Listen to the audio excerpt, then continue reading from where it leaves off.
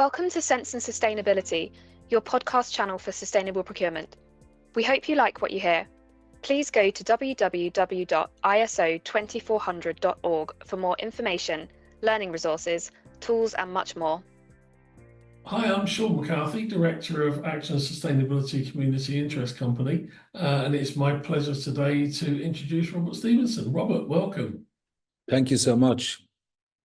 So, tell us a bit about yourself, Robert, and your background and how you got involved in this world of sustainability. Wow. Well, I'm 71 years young now at this stage, and so I've been around the planet a few times, physically and every other way. I suppose really I started to become really aware of sustainability when I spent a year hitchhiking around South America, and that was in 76. And I went into the rainforest for a while, and I saw that there was an amount of logging going down, and I became aware.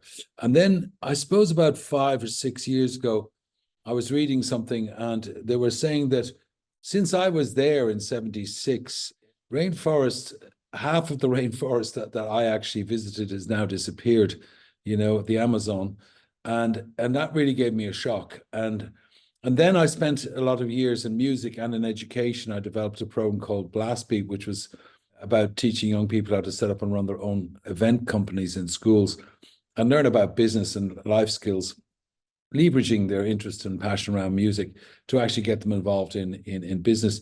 And so it was this epiphany moment. I remember coming home and sitting on my balcony and thinking to myself, all these young people I've been involved in helping, what's the future for them?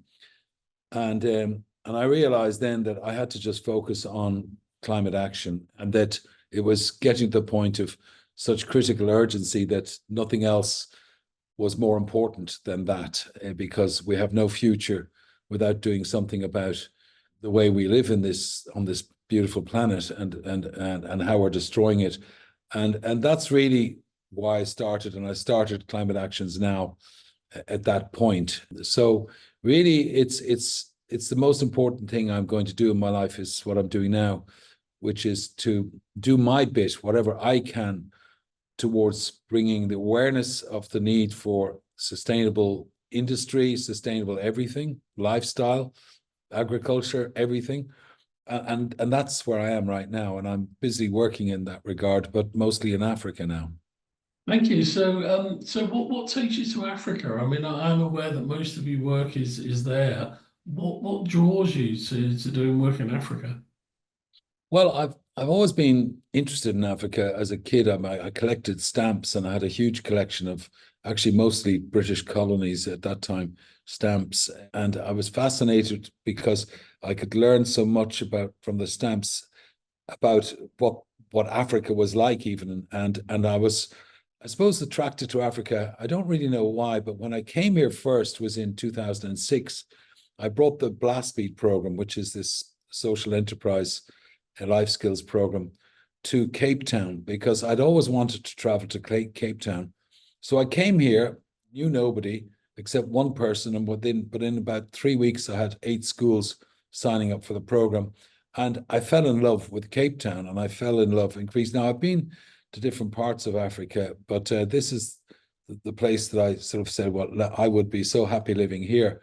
And so I decided to, also because I became aware that the actions of the Northern Hemisphere, if you like, in terms of the amount of pollution that we have put out over the last couple of 100 years is really affecting Africa more than any other continent.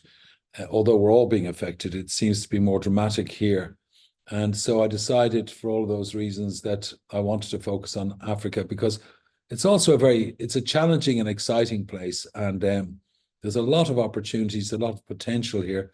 And I think the future, in many ways, is in Africa, both for agriculture and for feeding the world, as well as for all the minerals and everything else we need to even make electric cars and everything else.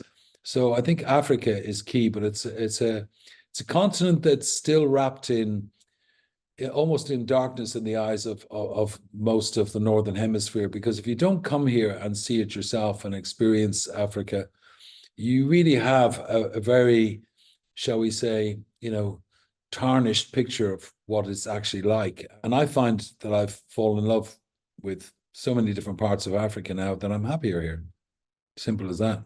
So in terms of what you do with less carbon, how do you see yourself making a difference? Well, I think that for me, my background is the entertainment industry, music industry for 40 something years.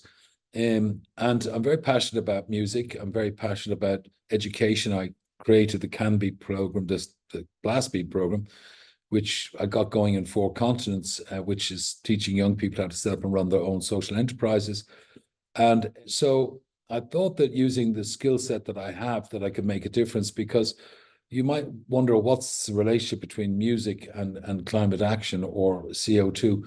Well, actually, it's very important, because if you want to communicate with people and if you want to bring a message, wrapping it in music is one of the best ways. You know, you don't see any ads on television without music. You know, if you're looking at any of these ads for cars, for example, you know, half of them are shot down here in Cape Town, and there's always music. And music is very important in bringing people together, and it's a universal language, and so is dance, and so are the arts. And so I've been working in the arts nearly all my useful life. I've done several other things, including aquaculture and various other things, but music and dance is, I think, a key way of communicating messages, and it's important. And if you want to start a movement, you need a beat.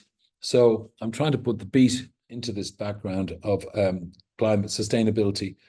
And then in my travels, of course, I got involved in putting on the first industrial hemp conference, which was in Ireland in June 2019, because I realized that hemp was a very, very amazing plant that can actually make a big difference to CO2 levels, and indeed can replace a lot of the toxic materials that's being used in the building trade. Hempcrete, for example, being a product now that if you grow a ton of hemp, you'll take 1.5 tons of CO2 out of the atmosphere. So that lit up bells for me straight away. I said, wow, so there's a crop here that can be grown in abundance all around the world, and particularly in Africa, and particularly in equatorial regions, because you can grow 3 crops a year. So all of these things sort of combine together. So I'm on a mission, and I've been investing now, not just in music, but in young people with startup ideas that I've come across in Africa, particularly in South Africa, that can make a difference. And one of those would be eduponics, which is about aquaculture. It's about growing food vertically using water and fish in a circular way. And I think that that's going to be very important going forward in terms of food security, which is another huge issue that's facing us. It's all wrapped in and part of this climate change crisis that we're looking at. So food security is very important too. So I'm not just focused on music. I'm interested in social enterprise and enterprises that will make a difference, and encouraging and helping young people from mostly disadvantaged backgrounds to get up and get started, and give them a bit of capital and support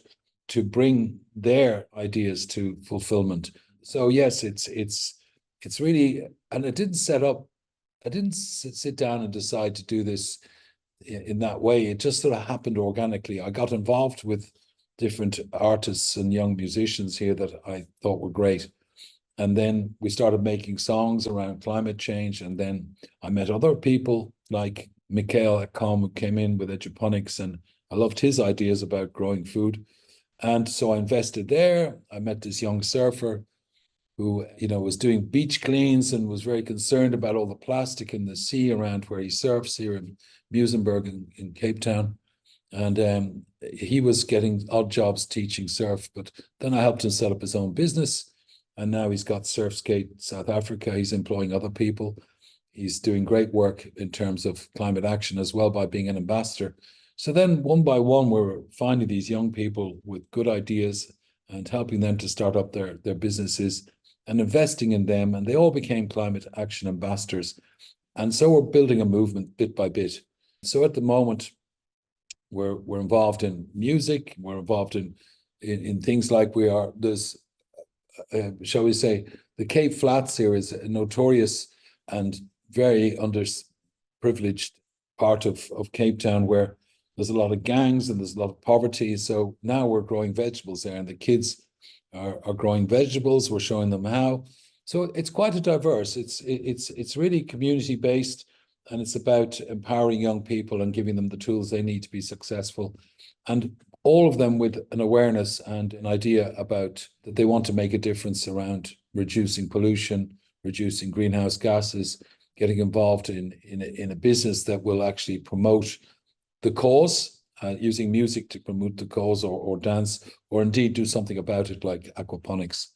That's about it, really. So yes, an aggregator of young social entrepreneurs who have got a mission around the green economy, or promoting the green economy. Does that make sense? So music and arts for you is kind of the hook to get people involved in the green economy. Well, yes, it is, because again, it's the universal language. Yeah. So, we have a lot of music to offer anybody out there who is on the same mission. We've got music that can use copyright free that would be very suitable for some of the videos they're making, some of the appeals they're making, some of what they're doing. Yeah, so it's a range of things like that, but also it's to help these young people have a sustainable income and to influence other people to do the same and to get involved in the green economy. Yeah, I like the idea of what you were saying about creating a movement. It's getting some people involved that get other people involved, and then you build from there. Yeah, well, I mean, the best way to do that, in my opinion, is using music, sport, and social media and video games. So I've reinvented the Blast Beat program, and it's now called Can Beat. And we're getting that back into schools here. And we're actually in the process of developing an app that's going to make it possible to scale this right across any amount of schools across the world. And if you get young people in schools during their transition year, which is a thing that happens in Europe, not so much in the UK, unfortunately, but it's a year when the students, usually around age 15, 16, get an extra year where they set up their own little business, or they go on trips, so they go on journeys to different parts of the UK or their own country, and maybe visit other countries, take on projects around climate action, etc., etc. So targeting into those students, they're the future, and bringing a program into them where they can set up and run their own events, be it music or sport or both, learn how to set up a business, but 25% of the profit from their event that they put on will go to putting a solar panel on the roof of their school, or starting a vegetable garden, or planting trees, or whatever else they decide to do. So it's really about bringing awareness to young people, and also giving them something real and practical they can do to make a difference. Because I'm very aware from talking to young people that there's a lot of depression coming around now. I think there's various terms that have been attached to it, this sort of anxiety around climate, and that young people feel they can't do anything because it's in the hands of governments and businesses. And I suppose the Greta movement is a perfect example of that. I mean, she started something that was quite amazing at the time. It seems to have sort of petered out a bit now, unfortunately, but there's a lot of people around the world, particularly young people, who really want to see a change, want to make a difference, but don't know how. And at least if we can go into them with a program that they can then learn how to set up and run their own events, and learn about business, and learn about what they can do. So it's called Can Beat, Climate Actions Now Beat, which is we can do it, I can do it, you can do it, we can make a difference. So the word can is quite a handy word in that regard, to actually show what the solutions are, where we can take something and bring it somewhere else. And starting a movement, I think, is the most important thing. So if we can link, which we can now online, we can link people all over the world. We can do it for next to nothing. And we can bring pressure to bear on corporations, on governments, is to make the necessary changes and an investment that's needed for us to succeed to develop a green economy. And if we don't do that, we're literally signing our own suicide warrant, or we're literally killing our futures and these kids in the process. So I think there's a huge moral responsibility for people to act, but they don't know how to act. But at least it gives something to these young people. Then it brings them together. And then out of that, green economy businesses can grow. And that's the wish and that's the hope. But also have fun in the process. There's a lot of doom and gloom around, which is very understandable. And, half the time I throw my hands across my face and wonder, is it all too late? And the answer is we don't know, but all we can do is try. And by trying, at least we'll move it some way towards a better future. And that's all I can think of doing, really, is just trying to do my bit. I can't change the world, but I can at least throw out something that might make an impact on a global level, bringing people together, using music and social enterprise to do that. And that's, I suppose, the big dream. And I think that within 5 years from now, we actually can bring a lot of people together and will make a difference. And that's my wish, my dying wish, really, is that. Brilliant. Thanks very much, Robert. You mentioned big companies, governments, etc., and what they can do. A lot of people in our audience are procurement professionals, sustainability professionals, often in larger businesses. So you talked about this engagement, creating social enterprises, etc. What is it that people from larger businesses or government organizations can do to support this? What would your advice be to them? Well, to get honest about it and sincere about it, there's an amount of greenwashing, or now sports washing, if you look at the Olympics, that goes on, which really isn't very honest. And, I think we've got to stop playing games with our heads, with the people we work with, and realize that this is now, it's not a joke. This is not a game. This is life or death stuff. And I think the corporations and governments need to be a lot more honest with themselves internally and then with the public. And this, a lot of them aren't doing. I can see every day, certain commitments that were made by corporations to get carbon neutral by 2030 or whatever it is. And now they're changing it, and because they know they can't make their deadlines because they're not doing enough. And they're finessing the definitions instead of realizing that this is just fooling themselves. And, if we don't change this, and the increasing amount of, shall we say, disasters that are happening in relation to climate, the droughts, the floods, the storms, the typhoons, the wildfires that are happening all over the place. This is a new phenomena. We all know that, but you're not going to, if that continues and the amount, and farmers lose some or all of their crop, then how are we going to feed people? And when you don't, don't know who it was that said, I think it was a French philosopher of the 1700s that said, we're only 3 meals away from anarchy. And that's the truth, is, all of these corporations aren't going to have any customers to buy their products if there's going to be riots and civil commotion in the streets because people don't have enough to eat and they can't afford to live, or that they are starving. Then that means that society becomes completely disrupted and all of the corporations are going to suffer.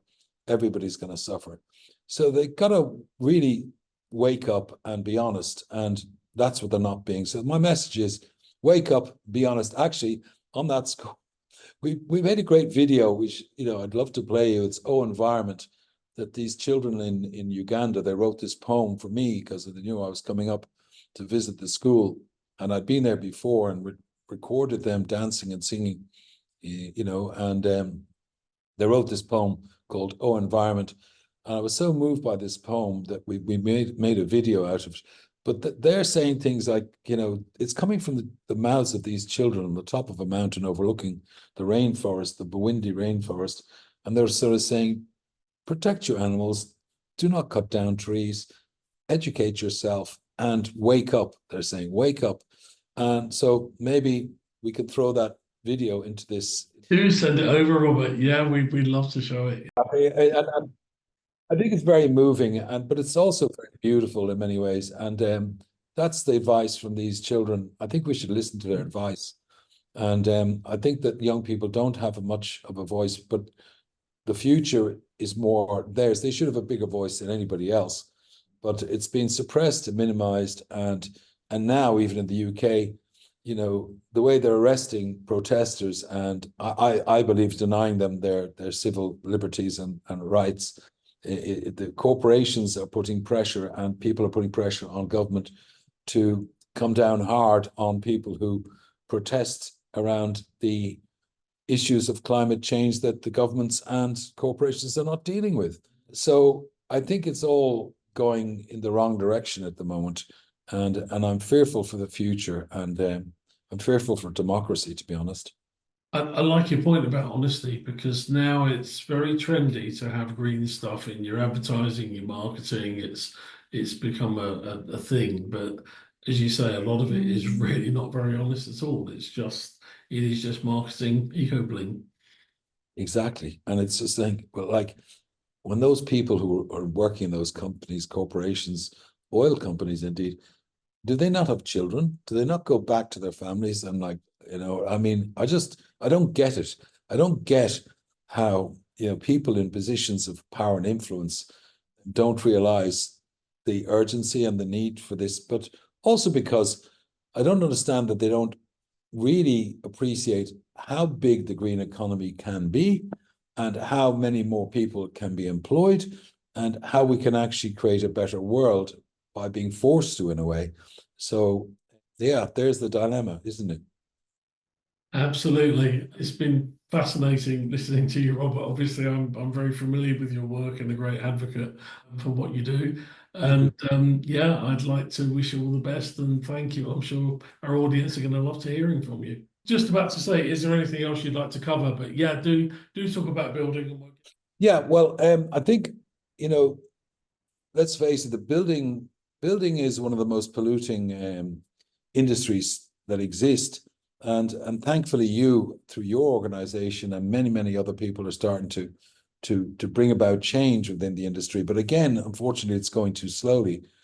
You know, simple thing like cement, it's so polluting, it's costly to produce, it creates a lot of pollution, and there's very good alternatives like hempcrete. You know, not that hempcrete is something you would use structurally to go up, but you know, there has been actually in Cape Town, there's a 12-story office building that has just been finished, and I think it's the highest hemp building in the world, but it's largely made from hemp. All the frame you'd have to have metal or stone or something, but everything in between could be hemp. And hemp plastic is important because it's now, if you buy a Mercedes or a BMW, about 15 to 20% of that is now hemp. All the plastics that you see is made from hemp. When you grow hemp, it takes CO2 out of the atmosphere, and it's biodegradable as well. So I think there's a very important part in the building industry and in construction for hempcrete. And the cost of hemp is going to come down exponentially if it's grown in quantities and if governments and or corporations invest in the machinery that's necessary. So the building trade, I mean, let the polluter pay is a bit of a philosophy that's quite current, as you know. The reality is that the building trade, in one way or another, could actually reduce a lot of its footprint in carbon emissions through using hempcrete. And that's just one of the things I'd like to point out there. But it's also wonderful for plastics, for rope, for string, for everything like that. There's the, you know, canvas. You know, hemp is cannabis. You know, but there's two different varieties that don't know. The industrial hemp is what I'm talking about. It's hemp that's grown in quantities and was used in the past in all over the place. I mean, sails from ships, ropes, everything. You know, for hundreds and hundreds of years, you know, hemp was a very important part of industry, and then it was suppressed because of its association with drugs. But actually, industrial hemp has so little THC in it, which is the active ingredient that would make you stoned, as I say. That's so small and so low. You could smoke a field full of industrial hemp and not have any effects except a sore throat. But it can be used in so many ways. And I think that that's a key thing for the building industry, is they really need to take hemp very seriously and look at the benefits. It's a perfect insulator. It's fireproof, it's pest proof, it's rat proof. It's such a wonderful building material. And it can be also compressed and made into wooden floors, but hemp floors, compressed hemp, it makes all sorts of things. I know people making guitars and everything else out of hemp these days. So it's a great substitute for wood as well as for cement. And so that would be the thing I would be really appeal to the building industry in all of its facets to get serious about that. And it can create so many jobs. I mean, listening on the radio here, the unemployment rate in South Africa is officially 32.5% as of yesterday. Now, the reality is it's a lot more than that in certain areas. It's up to 80% with young people in townships in South Africa. We need to employ people. We need to give them opportunities to earn a living, and growing hemp and making a lot of hempcrete blocks, everything else for the building industry will create a lot of employment, reduce CO2, not only in terms of sequestration, but also in terms of replacing the polluting cement and everything else. So yeah, I think that I think that the building industry seems to be going the right direction, but too slowly. And the amount of concrete that's being poured today, most of it doesn't need to be. You could cut down the use of concrete probably by about 70 or 80%. That would make a massive difference. And also farming. Farming is another very polluting industry. But again, if we moved away from livestock and moved towards plants, and we grew hemp more, you could feed your cattle on hemp as well. So yeah, hemp is an important thing, but education is the last thing. So, and that's what ISO 2400 is about. It's about education, really. And so what you're doing is key, because you're educating an entire industry as to how to go about their business in a better way financially at the end of the day, because they're going to save money by reducing their carbon footprint, and they're going to be taxed for the carbon if they don't. So that's the reality. It's a huge industry, but I suppose one of the problems in the building trade is, how do you engage young people? I mean, a lot of people now aren't looking at the building industry as a career opportunity, because they just see, digging holes and navies and all the type of idea that people have in their heads about the building industry. So what's so key is that you're now educating people as to the huge variety and challenges and interest that there is in the building industry. So I think getting programs like CanBeat into schools and associating with building companies to actually have their presence in schools across any country, Ireland, UK, immediately could be done, and getting them to actually use their presence in schools to show young people that there's a fantastic opportunity in the building industry, and that it's not just about digging holes and mixing cement. On the contrary, it's everything else, but people aren't aware of that. And I think that that's a problem for the building industry and for the farming industry. The average age of farmers in Ireland now is 65. It's a similar problem here in South Africa, it's similar in the UK. So where's the food going to come from in 10 years' time? And where are the recruits going to come from to actually build the buildings and the roads and the infrastructure that we need? They're the big questions I have. So I think the building industry needs to be a little bit more innovative about how it actually gets its message across. My advice would be get into schools, with a program like CanBeat, talk to young people, inform them, educate them, and excite them, and get them involved. And then I think we have a bright future. So to finish, I'm positive about the future because I see the energy of young people wanting to make a change. And the mistake we're making is we're not giving them the opportunities. Governments are making it harder and harder to start, to make a change. For example, hemp, the legislation around hemp is all over the place around the world. It shouldn't be. It should be sorted out right now. Should be growing lots of hemp, making hempcrete, all of these other things. The education needs to, personally, I think the education systems that we have are very faulty. They're not fit for purpose anymore. I think they're sort of really invented in around Victorian, pre-Victorian times towards an industrial age where you wanted people to fit into boxes and to work on assembly lines. Those days are gone. And now we're in a different age. We're in the information age. We're in the technology age. We're in the age of AI. I mean, this is game changing completely. And but our education systems are not fit for purpose. It's really geared towards getting kids to go from second to third level, but a lot of the kids don't necessarily want to do that, and we're not giving them better alternatives. But also, we're not really giving the education in schools they need about what's coming down the track, which is the effects of climate change and the opportunities that might be in the green economy. And I would appeal to anybody out there who's interested is to check out what we're doing with climateactionsnow.org, and we also have a music label. And the program we have, Can Beat, we want to get that into schools. We want to educate young people, happy to work with the building industry to help them recruit good young people who want to have a really exciting career in the building industry if they knew about it. I'll leave it at that. Yeah, thanks very much, Robert. The building industry is very risk averse and quite traditional. And as you quite rightly say, there's a burning platform now. It's got to change. Because those skill shortages in building and in agriculture will come to bite us unless the industry changes. It needs to change, and quickly. So yeah, that's a really good message to close on. So thank you very much for your time and contribution. So I'm sure our audience are going to love what they hear from you. Thank you. Thank you so much. Cheers. Thank you for listening to our podcast on Sense and Sustainability. Please listen out for more episodes. For more information, learning resources, tools, and much more content on sustainable procurement, go to www.iso2400.org.